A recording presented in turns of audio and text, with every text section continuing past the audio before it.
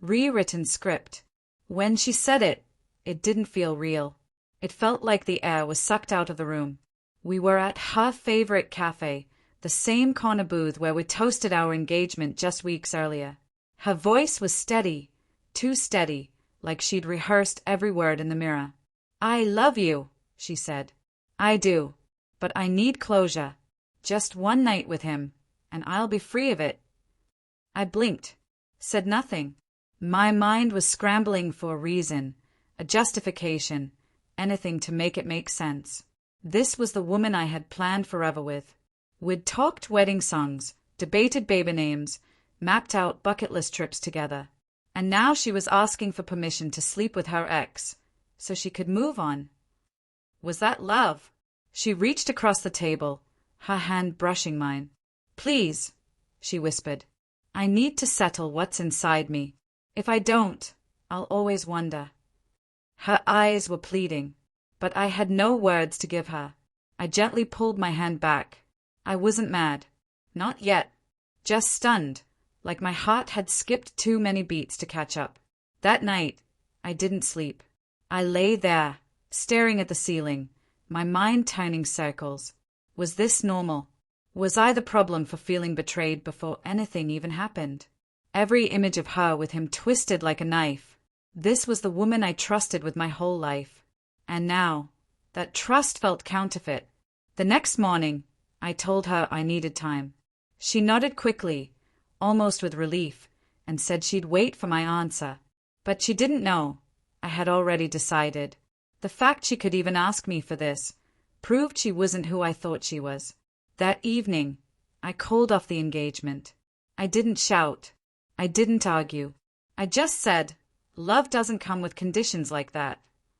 She cried, begged me to reconsider, said I misunderstood, but the damage was done.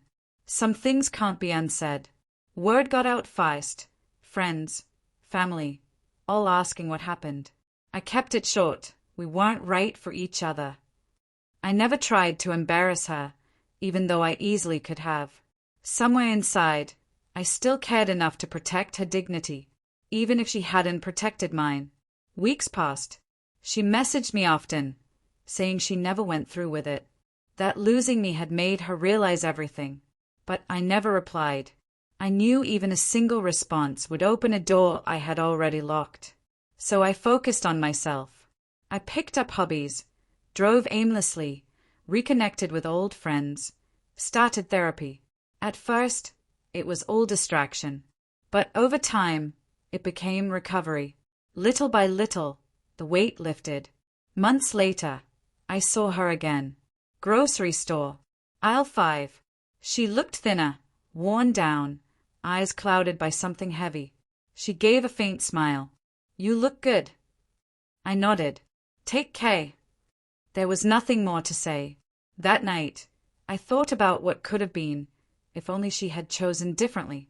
But then I reminded myself, Betrayal, love doesn't ask for one last night with someone else. It chooses you. Fully. Without doubt. I've moved on now. I met someone new. Someone who doesn't need to revisit the past to value the present. She loves deeply, without hesitation. And in her arms, I finally found peace. Looking back, I'm thankful she told me the truth. As brutal as it was, it saved me from making a lifetime promise to someone who didn't see me as enough. That truth, ugly as it felt, gave me freedom. What I thought was heartbreak was actually my beginning. I didn't lose a fiancé. I escaped a life of constant doubt. And for that, I'll always be grateful.